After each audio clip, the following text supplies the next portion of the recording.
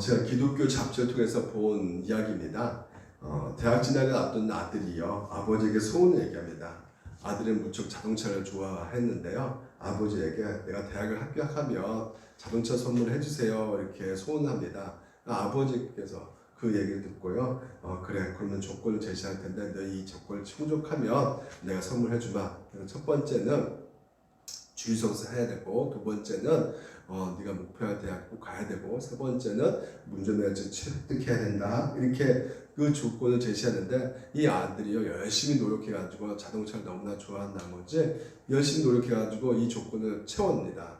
그리고 아버지 앞에 그 소원을 들어달라고 이제는 얘기를 하죠. 근데 아버지께서 자동차를 안 주시니까 언제 주실 거예요? 이렇게 물어봤더니, 그래, 여기 있다 하면서 성경책을 딱 주시면서 이 성경 속에 있다 이렇게 말씀하시는 것입니다. 그러니까 아들이요 그걸 보고 충격받고요, 뒤통수 맞은 것처럼 이렇게 너무나 황당한 나머지, 아버지 그냥 성경책하고 결혼하세요. 안 지킨 아버지가 어디 있습니까? 아버지 너무하십니다. 저 집 나갈래요. 더 이상 아버지와 같이 못 살겠어요. 그래서 가출을 하게 됩니다. 그 세월이 많이 지나 허랑방탕하게 보낸 다음에 이 아들이요 이제 그 미움감이 조금씩 이제 줄어들어서, 이 아버지를 이제 찾아갔는데요. 이미 아버지는 이제 하나님 나라로 올라갔고, 결국 자기 방에 들어가서 보니까 있는 그대로 있고요. 근데 거기 책상 위에 이 성경책이 하나 딱 놓여져 있던 것이에요. 그래서 성경책을 딱 펼쳐봤더니 이 아들이 그 자리에서 흐느껴 옵니다. 성경책에 뭐가 있었을까요? 그렇죠. 자동차 한 대를 살 수 있는 수표가 있었던 것입니다. 아버지는 틀리지 않았습니다. 아버지 말을 믿지 못하고 등한히 여겼던 그 자신의 태도가 문제였던 것이죠. 오늘 여러분 같이 이 등한히 여기지 말아야 될 것이 무엇인가에 대해서 오늘 서두로 여러분 같이 말씀 나누고 싶은 것은 바로 이 하나님의 말씀을 등한히 여기지 말자는 것이죠. 자, 히브리서 이렇게 말합니다. 천사를 통해 하신 말씀이 견고하게 되어, 천사를 통해서 하신 말씀, 모세를 통해서 주신 그 율법이 것이죠. 이 율법, 하나님의 말씀인데 이 견고하게 되어, 이 말은요 증거로서 믿을만하다라는 거죠. 증거로서 이 하나님의 말씀으로서 이 성경이 효력이 있다는 것이죠. 그래서 우리가 이같이 큰 구원을 등한히 여기면, 그렇습니다. 오늘도 하나님께서 우리 가운데 예수 그리스도를 믿음 가운데 구원받는다는 것을 이 말씀을 통해서 확실하게 주셨거든요. 이것이 바로 구원인 것입니다. 이 큰 구원이 오늘 이 말씀을 주신 것을 통해서 우리가 알게 되고 믿게 되는 건데, 이걸 등한히 여기게 된다면 어찌 그 보응을 피하리요? 심판을 받을 수밖에 없게 된다는 것이죠. 이 보응한다는 것. 다시 말해서 이스라엘 백성들이 가나안 땅에 왜 못 들어갔습니까? 하나님 말씀을 순종하지 못했기 때문에 그렇지 않습니까? 모세 율법을 가르칠 때 귀를 막아버리는 것이에요. 그들은 하나님 말씀을 등한히 여기버립니다. 그러니까 이 등한히 여긴다는 것은 무슨 말이냐면 돌아보지 않는다는 것이에요. 왜 안 돌아볼까요? 하나님 말씀하실 때 왜 외면해버릴까요? 그것은요 자신에게 의미가 없다고 생각드니까, 그리고 쓸모없다고 생각이 드니까 무시해도 된다고 생각하게 된다는 것이죠. 그렇습니다. 오늘도 우리가 이렇게 하나님을 외면하고 있지 않는가라는 생각을 해보셔야 되는 것이죠. 하나님 말씀을 외면하는 것은 결국은 누구를 외면하는 것이냐? 하나님을 외면하는 것과 같은 것이에요. 그래서 등한히 여기지 않기 위해서 우리가 어떻게 되겠습니까? 말씀을 유념하게 우리가 들어야 된다는 것입니다. 이게 너무나 중요한 자세인 것이죠. 우리가 큰 구원, 우리에게 있어서 예수 그리스도의 그 복음이 우리 가운데 구원의 확신을 심어주고 있거든요. 그래서 이 큰 구원을 이루기 위해서, 구원의 확신 가운데 우리가 살기 위해서는 우리가 이 복음을, 이 말씀을 들어야 된다는 것이죠. 그래서 우리가 이 하이델베르크 요리 문답을 통해서도 우리가 하나님이 어떤 분이신가, 성령님은 어떤 분이신가, 예수 그리스도가 어떤 분이신가를 우리가 살펴보고 있다는 것이죠. 그래서 예수님 그리스도의 그 사역 가운데 우리가 지난 시간까지 계속 살펴보고 있는 내용들이 무엇입니까? 예수 그리스도가 높아지신 것입니다. 이 높으신 사역이 바로 예수님께서 부활하시고 바로 승천하시고 그리고 하나님 보좌 옆에 앉아 계셨다는 것입니다. 우리가 그래서 50문 향해서 이렇게 말하고 있죠. 오시면 하나님 우편에 앉아 계시다가 말이 왜 덧붙여졌습니까? 우편에 앉아 있다는 것은 그 오른편에 있다는 것은 무엇을 의미하는 것입니까? 능력과 위엄과 존귀의 자리에 앉으신 것이에요. 그러니까 오른쪽은 권위를 상징한다고 말씀을 드렸죠. 다시 말해서 하나님 우편에 앉아 계신다는 것은 왕으로 즉위하셨다는 것이에요. 왕으로서 즉위하셔가지고 무엇을 행하셨을까요? 만유를 다스리셨다는 것입니다. 이것이 왜 중요하냐면요, 여러분, 우리가 지금 이제 코로나19 가운데 아주 고난 가운데 있거든요. 근데 이런 말씀들이 우리 가운데 유료가 된다고요. 왜냐하면 에베소서에서 보게 되면요, 이 에베소가 옥중서신이거든요. 바울이 죽기 전에 이 에베소 교회 성도들에게 편지를 보낸 것인데, 에베소 내용 중에서 이 바울이 에베소 성도들을 위해서 기도한 내용이 담겨져 있어요. 그 기도의 내용을 보게 되면요, 눈을 열어서 하나님을 알게 해달라고 기도하고 있습니다. 그러면서 그의 힘에 19절을 보게 되면 그의 힘의 강력으로 역사하심을 따라 믿는 우리에게 베푸신 능력의 지극히 크심이 어떤 것을 너희로 알게 하시기를 구하노라 간절히 기도한다는 것이죠. 지금 바울은 감옥에 갇혀 있습니다. 그 고난과 핍박 가운데 있는데 에베소 교회 성도들도 그 고난과 핍박 가운데 있는 것이에요. 그래서 너무나 그 고통 가운데 두려워하고 근심하고 여러 가지로 기가 죽어 있는 상황 가운데 오늘 똑같죠. 우리가 코로나19 때문에 많은 사람들이 그 2단계 때문에요. 정말 걱정 근심 들어오면 휩싸여 있어요. 내가 잠깐 나갔다 보니까 주차장에 어디 차 세울 데가 없어요. 다들 어디 가지 않고요. 다 집 안에 머물면서 좋은 상태에 있지는 않겠죠. 걱정과 근심 가운데 있는 그 상태 가운데 이 상황 속에서 이 바울이 기도하는 이 기도 내용이요. 베푸신 능력의 크심이 어떠하기를 너희들이 알기로 한다고 이 기도의 제목 가운데 사도 바울은 이 땅의 교회가 고난받는 현실을 보지 말고 하나님의 능력이 어떤 것인지 알아가지고 너희 하나님의 능력 안에 머물기를 원한다고 지금 현재 기도하고 있는 이 내용이요. 우리 가운데 너무나 유료가 되는 것이죠. 그 능력이 무엇입니까? 하나님 능력이 무엇입니까? 어떤 일이 일어나고 있습니까? 바로 그 능력이 그리스도 안에서 역사하사 죽은 자들 가운데서 다시 살리시고 하늘에서 자기 오른편에 앉히사 죽은 자들 가운데서 다시 살리게 하셨다는 것이죠. 그래서 그 능력으로 하나님 보좌 옆에 앉게 하셨다는 것이에요. 그래서 22절에 또 만물을 그 발 아래 복종하게 하시고 그를 만물 위에 교회의 머리를 주셨다고 말하고 있어요. 이 말을 좀 쉽게 지역하면 이겁니다. 또 만물을 그 발 아래 복종하게 하셨고 그리고 그를 예수님을 교회에게 만물 위에 머리로 주셨다라는 것입니다. 그러니까 온 우주의 주권자신 예수님이 바로 우리의 머리가 되시기 때문에 우리가 몸이잖아요. 그래서 우리가 머리로서 예수님을 소유하고 있는 것이잖아요. 그렇기 때문에 온 세상이 우리 것이나 다름없다 하는 것이죠. 그래서 에베소서가요, 오늘 우리 가운데 보여준 공식이 이겁니다. 예수는 우리의 우주의 머리이시다. 예수는 우주의 머리 되신다. 그리고 그것이 바로 이 권능의 왕국이라는 것이죠. 이 악한 영들, 하나님을 대적하고 반역하는 그런 영들, 이 모든 것을 대적하는 그 상황 속에서 이 모든 존재들은 결국은 하나님의 손아귀에 있을 수밖에 없어요. 그러니까 하나님의 그 권능이라는 것은 이 세상이 통치하고 다스리고 계신다는 거죠. 누가요? 예수 그리스도께서 통치하고 다스리고 계신다는 것입니다. 그래서 우주 만물을 다스리고 계시기 때문에 이 세상은 사탄마귀 하나님과의 그 대결 구도가 아니란 말이죠. 모든 것이 감기가 걸려도 뭐 사탄마귀다, 뭐 암에 걸려도 마귀를 물리쳐야 된다, 뭐 이렇게 김기동처럼 생각해서는 안 된다는 것이죠. 새 한 마리도 하나님 허락하시면 떨어지지 않습니다. 마귀도 마찬가지예요. 하나님이 허락하지 않으면 움직일 수 없는 것도 마귀예요. 그렇기 때문에 모든 것이 하나님의 주권 가운데 통치하고 다스리고 계시는 그 예수 그리스도, 여러분 이것이 바로 권능의 왕국이라고 표현할 수가 있는 것이에요. 그리고 예수님이 교회의 머리가 되신다는 것이죠.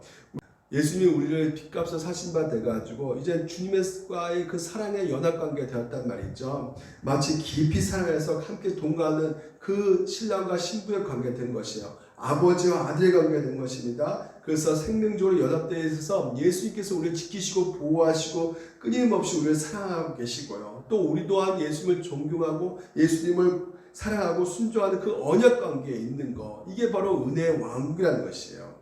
그래서 우주를 다스리는 그분이 머리가 되시고 우리가 그분하고 연합된 지체가 되었기 때문에 교회는 가장 영광스럽고 가장 존귀한 공동체인 것입니다.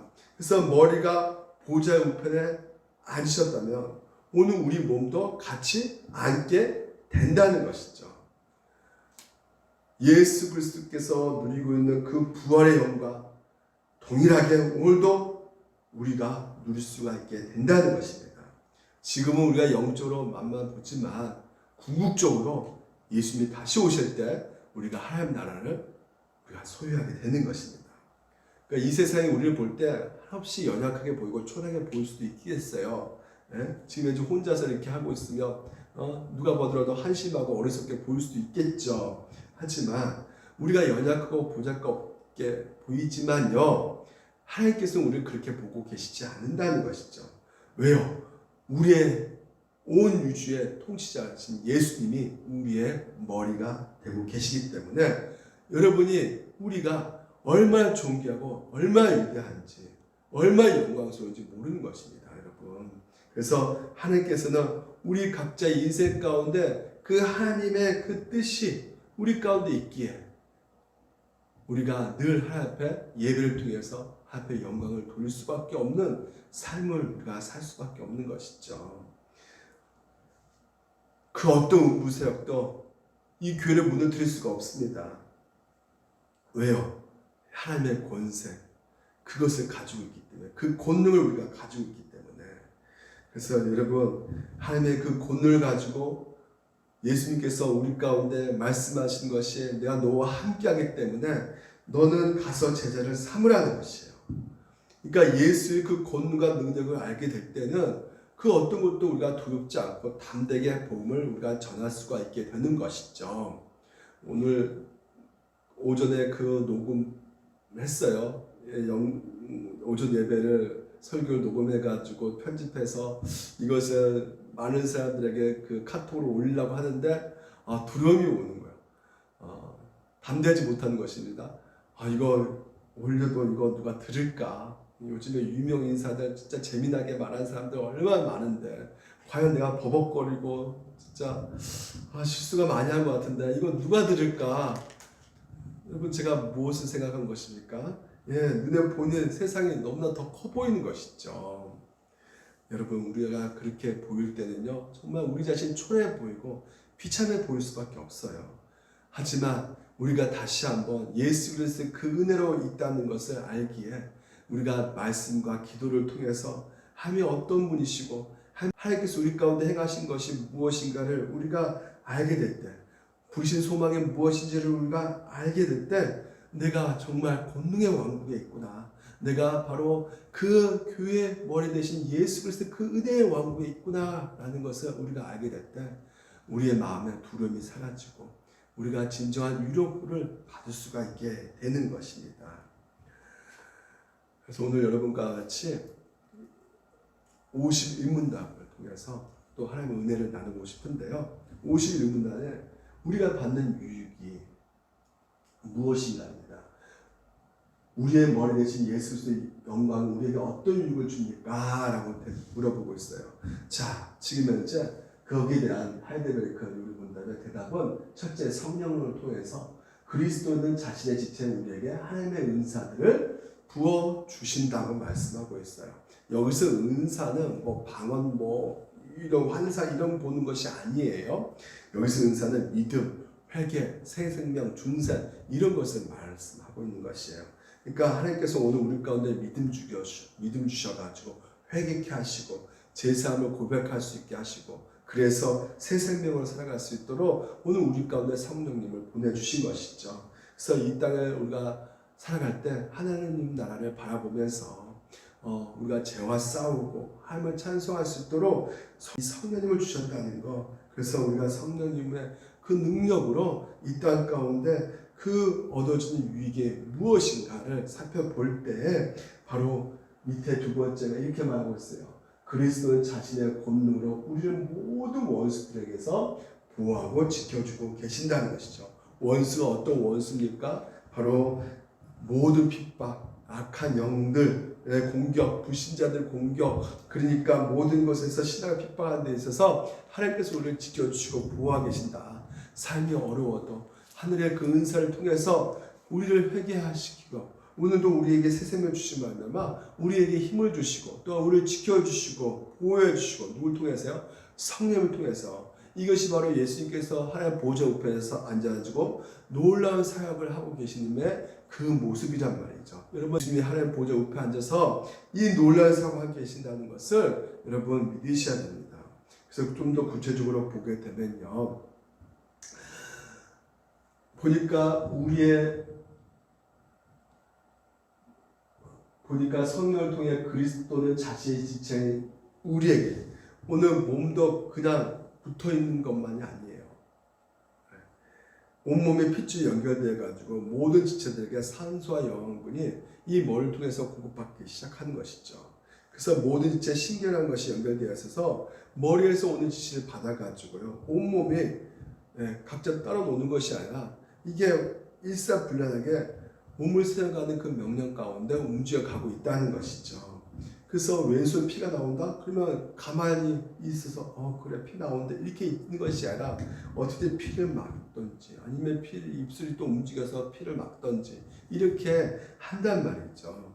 그렇습니다. 오늘 예수 그리스도께서 머리 대셔 그 지체 끊임없이 생명과 양식을 공급함으로 말미암아 이 성령님을 통해서 우리 가운데 은사를 주신 말미암아 하나님께서 교회를 통치하고 계신다는 것입니다. 근데 그 은사가 바로 어떤 것이에요? 그레이스, 바로 은혜라는 것입니다. 교회의 머리 대신 예수께서 이 교회를 은혜로 다스리고 계신다는 것이에요. 그래서 성령께서 오늘도 그 은혜를 우리 가운데 부어주시기 위해서 하나님의 보좌 우편에서 교회의 머리가 되신 예수 그리스도, 그분이 오늘도 우리 가운데 말씀을 통해서 끊임없이 소개되어지고 있다는 것이죠. 그래서 보십시오. 하나님의 오른손으로 예수를 높이시되 그가 약속하신 성령을 아버지께 받아서 너희 보고 듣는 이것을 부어주셨느니라, 이렇게 말하고 있습니다. 교회를 통해서 하나님께서 역사하시는 것이 바로 이겁니다. 하늘에 있는 것이나 땅에 있는 것이나 다 그리스도 안에서 통일되게 하나님이라. 그리스도 안에서 그가 또한 만물을 충만케 하시고 우주 만물을 충만케 완전하게 하신다는 것이죠. 예수 그리스도께서요. 그리고 근데 이것이요, 이 예수 그리스도가 누구의 머리가 되신다고요? 교회의 머리. 그러니까 교회는 그의 몸이니 만물 안에서 만물을 충만케 하신 자의 충만이라, 이렇게 말하고 있어요. 예수 그리스도께서 오늘 머리가 되셔서 오늘 이 몸을 충만케, 오늘도 그 모든 것들을 충만케 하고 있다는 말이죠. 이미 충만하게 되어 있습니다. 그래서 여러분, 오늘 우리 가운데 성령님을 보내주셔서 성령의 은사 가운데 하나님께서 이 믿는 신자들을 향해 예수 그리스도가 머리가 되셨다는 사실에서 우리는 너무나 많은 위로와 기쁨을 얻게 되는 것이에요. 왜? 성령 통해서 셀 수 없는 그 은사, 셀 수 없는 그 은혜가 부어주고 있기 때문에 그렇습니다. 뭘 주셨다고요? 이 은사가요? 아까도 말씀드린 것처럼 이스라엘 회개자들 제사함을 주셨단 말이죠. 오늘 우리가 제사함을 선물로 받았습니다. 그리고 생명 얻는 회개를 주셨도다. 생명 얻는 회개를 우리가 받았습니다. 그리고 너희가 그 일에 대해서 믿음으로 말미암아 구원을 얻었나니 이것이 너희에게서 난 것이 아니요 하나님의 선물이라. 오늘도 믿음을 선물로 하나님께서 주셨단 말이죠. 그만 주신 것이 아니라 하나님께서 그 은사를 주신 것이, 그러나 진리의 성령이 오시면 그가 너희를 모든 진리 가운데로 인도하시리라. 그렇습니다. 오늘도 이 진리가 기록된 이 성경을 우리 가운데 선물로 하나님께서 주셨단 말이에요. 이 성경 주셨어요. 그래서 장래일을 너희가 알게 하신다. 그래서 우리 장래를 알고 있어요. 알고 있지 않습니까? 부활한다는 거 여러분 다 알고 있지 않습니까? 영원한 시간과 색깔에 들어간 거 여러분 다 알고 있지 않습니까? 주셨어요. 하나님 주신 이 모든 선물 오늘 우리가 누리고 있는 것입니다. 심지어 또 이 성경을 통해서 이 진리를 또 알게 하기 위해서, 자 보십시오. 10절을 보십시오. 내리셨던 그가 곧 모든 하늘 위에 오르신 자니 이는 만물을 충만케 하셨어. 만물을 충만케 하시는데 오늘도 진리의 복음을 가지고 하나님께서는 충만케 하시는데 누굴 통해서요? 바로 사도로, 선지자로, 혹은 복음 전하자로, 혹은 목사와 교사를 주셨다 하는 것입니다. 그러니까 성경을 가르친 사람을 하나님께서 선물로 주셨다는 것이죠. 목사를 하나님께서 여러분 가운데 선물로 주셨다는 것이죠. 별로 좋은 선물은 아니겠지만 연결처럼 여러분에게 주셨다는 말이에요. 그러니까 말씀 맡은 자만 주신 것이 아니라 장로도 주시고요, 집사도 하나님께서 주신, 서로가 다 하나님이 주신 선물이란 말이죠. 그러니까 하나님이 주신 선물이기 때문에 거기에 뭔가 등급이 있는 것이 아니란 말이에요. 계급이 있는 것이 아니란 말이에요. 다 그 몸을 세워가기 위해서, 이 교회를 세워가기 위해서 주신 선물이란 말이죠. 그래서 어떤 것이 더 열등하다 말할 수가 없는 거예요. 우리가 출애굽기에 보게 되면 우리가 제사장 옷 가운데 보석이 가슴 흉패, 환경 흉패 가운데 달려져 있단 말이죠. 우리가 누굽니까? 12지파 보석이란 말이에요. 우리가 하나님 앞에서 보석 같은 존재인 것이죠. 그러니까 그 보석이 어때요? 나 금목걸이, 너 귀걸이, 금귀걸이, 내가 더 예뻐? 아니요. 그 목걸이들이 다 누구를 더 세워가는, 그리스도를 세워가는 것에 필요한 것이란 말이죠. 그 보석이 그래서 존귀하고 아름답게 보이는 거예요. 그리스도를 세워가기 위해서. 거기에 무슨 차이가 있고 무슨 차별이 있고 무슨 등급이 있겠습니까? 누가 어떤 사람을 더 무시하고 더 우월을 볼 필요가 없는 곳이 바로 이 교회인 것입니다. 자꾸만 여러분 우리 신앙생활 가운데 이 진리의 말씀을 여러분 가운데 믿으셔야 되는 것이에요. 그러니까 우리 신앙을 자꾸만 어디로 가고 있냐면요, 어떤 경건의 모양 가운데 이것을 너무나 중요한 나머지 이것을 자꾸만 내가 이렇게 하고 있으니까, 내가 11줄 하고 있으니까, 내가 기도 뭐 금식기도 하고 있으니까, 내가 뭐 봉사를 하고 있으니까, 구제하고 있으니까, 어떤 종교식 가운데 종교 행위를 가지고 하나님 앞에 나가려고 하는 경우가 많이 있거든요. 제가 이스라엘 탐방해가지고 본 것이 그 중동 지역에서는 메카를 향해서 그 자리에서 시간 되면 무려 5번이나 그 정한 시간 길거리에서 지나가다가 담요 갈아놓고 진짜 참되게 기도하는 사람, 정성스럽게 진실되게 기도하는 사람 저는 너무 2-3번 봤어요. 여러분 사찰에 가보면 그런 경건을 기도하신 분들, 진짜 정성껏 진실되게 기도하신 분들 많습니다. 물론 거기서 좀 사이비 같은 스님들도 계시죠. 뭐 거기 붙여놓고 뭐 수능 시험 6시간 목탁 들어주고 기도해주면 10만원, 7시간 뭐 12만원 뭐 써져 있더라고요. 그런 것은 다 잘못된 스님입니다. 전통 스님은 또 그렇지가 않단 말이에요. 종교심이 강한 사람들, 경건한 사람들, 진짜 착한 사람들 진짜 많아요. 제가 그 헬스클럽에 가서 보면요, 거기 가면 막 진짜 그 직원들도 있는데 어떤 할아버지는 거기 다 정돈을 하세요. 자기가 친히 뭐 바벨도 같이 그 자리에 놔두고 이렇게. 그래서 어르신은 진짜 예수 믿으면 참 좋겠는데 이렇게 말하면요, 이분 뭐랬단 말씀하십니까? 나는 사람 도리로 살면 된다고 생각합니다. 딱 이렇게 말해요. 그러니까 무슨 말입니까? 종교가 없더라도 양심에 따라서 살면 된다는 것이에요. 여러분 우리가 양심에 따라 살면 괜찮을까요? 과연 그럴까요? 오늘 여러분 이 시간 한 10분만 이 고난을 통해서 우리가 좀 살펴보기를 원해요. 여기 고난을 통해서 오늘 우리가 하이델베르크 배운 것이 다 나와 있습니다. 이걸 좀 보기로 해요. 정답이 나와 있는데요. 고넬로 아시죠? 백부장입니다. 백부장은 오늘날 한 대위 정도, 그러니까 한 소위 이 정도 됩니다. 아니면 뭐 상사 이 정도 될 것 같아요. 고급 장교는 로마 시민을 갖고 있는 사람들 찾아오기 때문에 이 지금의 이제 고넬로는요, 백부장인 것은 뭐냐면 그 당시마다 전쟁이 일어날 때 공적을 쌓는 사람이에요. 그렇기 때문에 승진해가지고 이 계급을 받는 사람인데요. 이 백부장이요, 보니까 그가 경건하여 이렇게 말하고 있어요. 경건한 사람이었던 것이죠. 그리고 또 어떤 사람이었어요? 하나님을 경외했다고 말하고 있죠. 집안과 더불어. 그러니까 집안도 잘 다스렸던 사람이에요. 그리고 또 백성을 많이 구제했던 사람입니다. 자기도 먹고 살기 힘들어 죽겠는데 봉급도 박봉인데도 불구하고 다른 사람을 이렇게 그 돈 갖고 도와주고 그랬단 말이죠. 얼마나 착한 사람입니까? 이렇게 착한 사람이 어디 있습니까? 경건, 기도, 유대인들 그 당시 막 기도하고 있으니까 이 기도하는 모습이 너무나 좋게 보이고 그 자기도 기도하고요. 율법을 따라서 기도하는 자였단 말이죠. 그러니까 경건을 따라갈 수 없는 거예요. 이분도 이 고넬료 진짜 너무나 멋있는 사람이에요. 그러니까 착한 사람이에요. 법 없이도 살아갈 수 있는 사람인 것이죠. 이 사람만 있으면 이 사람 행복해질 것 같아요. 너무나 좋은 사람이에요. 그러면 여러분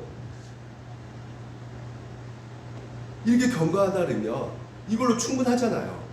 이렇게 구제하면 이걸로 충분하잖아요.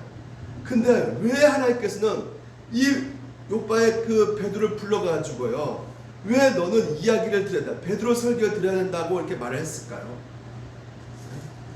왜 그럴까요? 고넬료 이 삶이 정말 하나님 보시기에 충분할까요?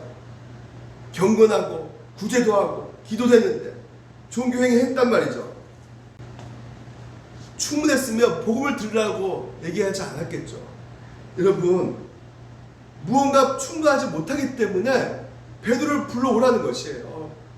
그래서 구제생활 하나님 보시기에 귀하게 여기지만 그의 경건과 구제가 결코 그를 구원할 수 없기 때문에 그런 것입니다. 자기 자신을 구원할 수가 없는 것이에요. 이 시대가 로마 시대잖아요. 로마 시대가 어떤 시대입니까?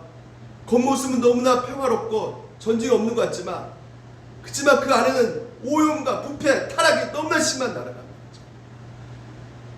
그러니까 우리는 이 세상의 그 악한 영향을 이 로마 시대가 아니니까 괜찮겠지, 우리는 민주주의 국가니까 괜찮겠지, 한꺼풀만 벗어보더라도요 우리가 금방 알 수가 있습니다. 우리가 이 세상과 이 로마 제국과 별 차이가 없어요. 오염되고 부패되고 타락된 도시고 타락된 나라일 것이죠. 지금 언제라도 이 북한에서 핵미사일 발사할 수 있는 그런 나라이란 말이죠. 핵미사일 발사 이 전면제 벌어지면요 일주일 동안 물과 전기, 식량 다 공급 다 중단됩니다. 얼마나 무서운지 몰라요.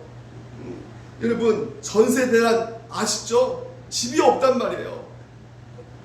일자리 없는 젊은이들이 취업 전쟁 하고 있고요. 지금 전세 대란, 취업 전쟁, 심지어 어저께 시험 끝났죠. 입시 전쟁, 부부 전쟁, 사랑과 전쟁. 너무나 전쟁이 전쟁. 이런 악한 시스템에서 여러분 가운데 그래도 내가 그나마 이렇게 종교행위 하고 있으니까 내가 그나마 괜찮겠지. 근데 여러분 그 눈물 흘리는 그 모든 것이 우리는 악어 눈물밖에 없어요. 왜? 우리 안에 죄가 여전히 있기 때문에. 그러니까 세상을 구원하지 못한 뿐더러 우리 자신도 악한 죄인이기 때문에 우리 자신을 구원할 수가 없단 말이죠. 그래서 그 고통 가운데 있는 고넬료를 불러내가지고 오늘도 하나님께서는 이 베드로를 불러내가지고 고넬료에게 무엇을 전합니까? 여러분 잘 배우십시오. 무엇을 전하는지 보십시오. 다시 말해서 자신의 경건을 통해서 구원받을 수 없다는 것을 깨달은 이 고넬료가 어떻게 하고 있는가? 바로 이 베드로를 베드로를 통해서 하나님의 복음을 듣는데, 자, 만유의 주 되신 예수 그리스도로 말미암아, 만유의 주 되시니 만유의 주가 되신다는 거예요. 이 말은요 그 당시에 쓸 수 없는 말이에요. 왜냐하면 그 당시에 오직 로드 주가 되신 사람은 로마 황제밖에 없단 말이죠. 근데 지금 베드로가 어떻게 설교하고 있냐면 만유의 주가 로마 황제가 아니라 예수 그리스도라고 설교하고 있는 것이죠. 너 인생 가운데 너를 통치하시고 너를 다스리시고 이 모든 걸 다스리신 분이 바로 예수 그리스도라 설교하는 거예요. 근데 누구 앞에 설교해요? 고넬료입니다. 공무원이에요. 국가보호법에 걸릴 수가 있어요. 그럼에도 담대하게 베드로가 전하는데 이것을 듣고 있는 이 고넬료, 말미암아 화평의 복음을 전하사, 화평의 복음, 로마도 평화를 주장합니다. 팍스 로마 있죠. 200년 동안 전쟁이 안 일어났어요. 팍스 로마 왜 없습니까? 예. 다 진압해. 전쟁 일으킬 놈들은 다 죽여버렸단 말이죠. 그러니까 이게 오리지널 평화가 아닌 거예요. 시체 위에 세워진 평화인 것입니다. 하지만 예수 그리스도가 오늘 우리 가운데 주신 평화는 그렇지가 않다는 것이요. 우리의 마음속으로부터 오는 그 죄, 그 모든 물려있는 하나님께서는 해방시켜 주셨다는 것이죠. 죄에 대해서 자유함을 우리 가운데 주셨다는 것이에요. 죄에 씻어 주셨다는 것, 죄 사해 주셨다는 것이죠. 그래서 우리의 마음이 변화가 되는 거예요. 평화의 복음이라는 거예요. 진정한 평화가 우리 가운데 일어났다는 것이죠. 그래서 예수 그리스도 통치한 나라는 로마 황제가 통치한 나라와 다르다는 것입니다. 그래서 너는 어디로 가야 되느냐? 예수 그리스도 통치하는 예수 그리스도 주인 되신 그 나라로 들어가야 된다는, 옮겨 가야 된다는 것이죠. 우리의 마음으로부터 우러나오는 그 하나님의 사랑과 제사함의 그 용서가 기초되는 그 나라, 그 정의의 왕이신 사랑의 왕이신 오늘 예수 그리스도가 통치한 그 나라에 들어가야 된다는 것이죠. 여러분, 이것을 좀 제가 잘 설명하기 위해서 1번 장교를 소개하려고 해요. 이것만 소개하고 마치도록 하겠습니다. 오나다 소위인데요. 오로다 소위. 네, 이분입니다. 이분이 1945년 2월에 연합군이 이제는요 필리핀 르방섬을 점령했거든요. 이 르방섬에서 이제 근무하고 있었던 이 장교였단 말이죠. 근데 이 이제 전쟁에 이제는 지고 있는 상황 속에서 이제는 전사로 이렇게 포로 잡히기 싫으니까 도망가 버렸어요. 정글 깊은 속에 도망가 버렸어요. 그래서 무려 몇 년 동안 이제 그 정글 깊은 속에 살았냐면 29년 동안 거기서 살았습니다. 그래서 전쟁이 끝났거든요. 전쟁 끝나가지고 방송으로 찌라시도 뿌리면서 이제 나와라, 이제 전쟁 끝났다, 일본이 항복했다, 빨리 나와라. 근데 이 사람은 끝까지 안 나왔어요. 이 사람과 3명 병사들은 끝까지 안 나왔어요. 2명이죠. 2명, 3사람이 안 나오는 것입니다. 그리고 거기서 끝까지 거기 원주민을 죽이고 토막살인 사건하고 말 불태우고 거기서 계속 전쟁을 일으킨 거야. 찌라시 뿌려도 그건 연합군의 계략일 거야. 그 가족들이 와서 야 전쟁 끝나서 외쳐대도 저거는 누군가 협박해가지고 어쩔 수 없이 저렇게 말했을 거야 하면서 믿지를 않는 거예요. 그래서 계속 거기서 전쟁하고 있는 것이야. 숨어서 깊은 산속에서. 그러니까 이것을 이제 1974년도에 이것을 안 그 교수가요, 일본 교수가 그 오나다 소유의 호기심을 느낀 나머지 직접 가요. 르방섬에 가가지고 얘기해 줍니다. 진짜 전쟁이 끝났다고. 근데 이분이요 끝까지 나는 군인이기 때문에 군인 직속상관이 와야지만이, 그리고 이 전쟁에 직속상관이 와가지고 전쟁 끝났다 이렇게 말해줘야지 나는 그 명예에 복종해서 나는 하산하겠다, 나오겠다 이렇게 말씀하는 거예요. 그래가지고 그 직속상관을 찾았습니다. 그 문방구하는 그 다나구치 소룡을 찾아가지고요 그 명령서를 받아가지고 전해줬어요. 진짜 이 소룡이 이렇게 말하지 않느냐, 전쟁이 끝났다. 그래서 이 일본이 패배한 것을 알고 충격을 받습니다. 이 오노다 소리가요. 그래서 딱 그때 나왔을 때 이 장면이에요. 이 얼굴이에요. 완전 눈빛이 살아있지 않습니까? 500여 발의 그 탄이 거기 있었고요. 수탄이 6개가 있고 완전히 장비를 완벽히 갖춘, 늘 전쟁을 준비하고 있었던 이 오노다 소위였던 것이죠. 이 사람이 일본에 왔을 때 일본 제국주의자들이 난리가 났어요. 와, 영웅이다. 아직도 살아있는 사무라이 정신을 갖고 있는 사람이다 하면서 완전 영웅으로 추대했습니다. 근데 여러분 진짜 영웅입니까? 이 사람은 시대착오 정신병자입니다. 한마디로. 그러니까 지금같이 정을 깊숙하게 들어가고 자기 모든 한국 같은 그 청춘을 낭비한 가장 어리석은 사람이죠. 수십 명 가정을 죽이고 마을 불태우고 막 토막 사건하고, 그러니까 자기와 남을 불행하게 만드는 사람이란 말이에요. 왜 이런 일이 벌어졌을까요, 여러분? 왜 이런 일이 벌어졌을까요? 세상이 바뀐 것을 모르고 있는 것이죠. 여전히 자기가 있었던 그 세상이 일본 대제국이 완전히 전 세계를 정복할 거라는 그 생각 가운데 딱 있었던 것이에요. 생각을 바꿔야 되는데 생각을 바꾸지 않고, 내가 지금 현재 세상이 아직까지 일본 대제국이 있는 그 세상이다. 옮겨와야죠. 네? 이동해야죠. 오늘 우리도 마찬가지란 말이죠. 오늘 우리가 그럴 수 있는 사람이 될 수가 있단 말이에요. 하나님 나라가 이미 우리 가운데 임했단 말이에요. 성경을 통해서 하나님께서 우리 가운데 말씀하고 계신단 말이죠. 이제 우리는 예수 그리스도께서 통치하는 그 나라에 속해 있다고 말하고 있어요. 그래서 너희들 예수 그리스도 아래 들어오라는 것이에요. 예수 그리스도를 주인으로 모시고 살라는 것이죠. 왜? 이 모든 만물이 누가 통치하느냐? 예수 그리스도께서 통치하고 계시기 때문에 그 나라로 옮겨와야 된단 말이에요. 예? 그러니까 내 경건, 내 어떤 구제 이런 것으로 나를 구원할 수가 없단 말입니다. 오늘 여러분을 구원할 수 있는 분이 있어야 된단 말이에요. 죄가 없으신 예수 그리스도께서 만일 여러분을 구원할 수 있는 유일한 분이시란 말입니다. 그래서 예수 그리스도 안으로 들어오셔야 되는 것이에요. 근데 이것이 그냥 됩니까? 아니요. 보십시오. 그에 대한 모든 선자도 증하되 그를 믿는 사람들이 다 그 이름을 힘입어 뭘 받았다? 제사함 받았다는 것이에요. 가장 인생의 제일 큰 문제가 죄 문제 아니겠습니까? 이 사회에 돌아가는 그 모든 문제가 다 뭐 때문에 생긴 것이에요? 죄 문제예요.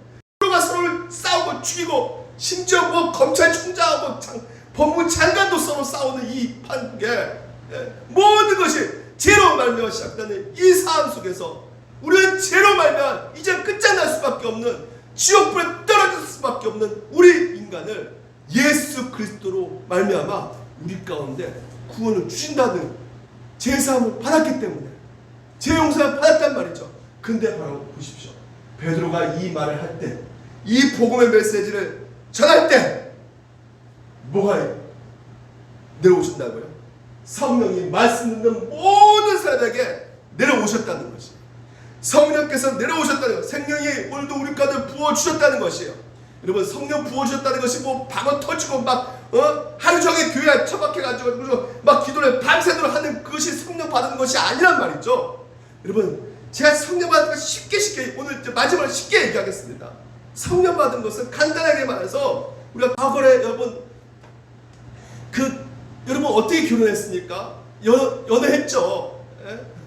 연애할 때 여러분 소개팅을 처음 만나가지고 무슨 얘기예요? 음식 뭘 좋아합니까? 물어보잖아요. 된장찌개 뭐 김치찌개 좋아합니다. 그럼 우리 된장찌개 먹으러 가요. 또 무슨 책을 좋아합니까? 저는 뭐 쇼팽하면 무슨 책을 좋아합니다. 이런 얘기를 하면서 서로 만나다가 어느 순간에 갑자기 뭔가 홀리듯이 그 여자가 내 여자를 다가오고 저 남자가 내 남자를 다가오는 것이죠. 그래서 계속 헤어져도 눈앞에 아른거려요. 또 보고 싶고 또 만나고 싶고 가슴이 뛰기 시작하고요. 만나기 그 10분 전에는 진짜 오늘은 뭐 할까 준비할 수밖에 없는, 그러니까 항상 구름에 떠가는 거예요. 왜 그럴까요? 콩깍지에 쓰여져 가지고요? 아니요. 우리가 좀 신학적으로 갑시다. 사랑하기 때문에. 사랑하니까 그렇단 말이죠. 그러니까 사랑 때문에 망치신 분이 굉장히 많죠. 그러니까 우리 삶이 무엇으로 움직이는 겁니까? 무엇을 변화되는 것이요? 사랑에 의해서. 오늘 우리 자녀들 보세요. 두 꼴 다 빼먹잖아요. 근데도 어떡합니까? 사랑하니까 다 어떻게 해요? 그 사랑이기 때문에 다 봐주는 거 아니겠습니까? 우리 자녀들은 다 눈 감아주고 그렇지 않습니까? 그거 아깝지 않단 말이에요. 사랑이기 때문에. 그러니까 이 세상에 가장 강력한 것이 죽음인데, 여러분 가장 강한 것이 죽음인데 죽음보다 강한 게 어디 있습니까? 그렇죠? 죽음이 제일 강합니다. 근데 죽음보다 강한 게 딱 하나 있어요. 사랑인가? 사랑 때문에 죽는 거예요. 그 외에는 죽을 이유가 없어요. 사랑 때문에 죽는 것입니다. 그래서 성령 받는 것이 바로 무엇이냐?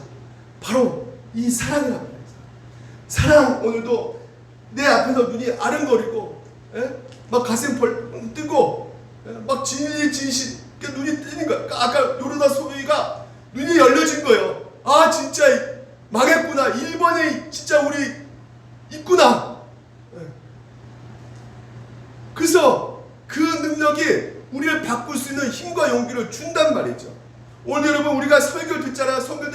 아 그래 맞다 그렇다. 예. 하지만 그 말씀 듣는 가운데 뭐가 온다는 거예요? 성령께서 우리의 마음을 사로잡는다는 것이죠. 사로잡는 것이죠. 그래서 오늘 내가 지금까지 알지 못했던 다른 세계가 있구나. 진짜 예수를 통치하는 그 세계, 그 나라가 있구나. 그래서 여러분, 오늘도 여러분이 무엇보다 중요한 것이 무엇이냐? 성령께서 역사해 주셔야지만이 오늘 우리가 그 은혜를 알게 되고 깨닫게 되고 그 은혜 가운데 우리가 감사함으로 우리가 신앙생활을 기뻐하며 할 수가 있는 것이에요. 고넬로 경건 구원받지 못하는 것입니다. 구제로 구원받지 못하는 것이에요. 기도 많이 한다고 구원받는 것이 아니에요. 뭐예요? 예수 그리스도 그 복음, 예수가 우리의 주인 되십니다. 여러분, 이 회심의 사건은 작은 사건이 아니라 고넬로가 회심했거든요. 그 회심으로 말미암아 로마가 기독교 국가가 되는 그 첫 단추가 이 고넬로부터 시작되고 있습니다. 여러분 보셔야 되는 것이죠. 오늘도 여러분을 통해서 그 복음이 여러분 가정을 살리고 이 나라를 살리실 거예요. 믿으시기 바랍니다. 기도하겠습니다.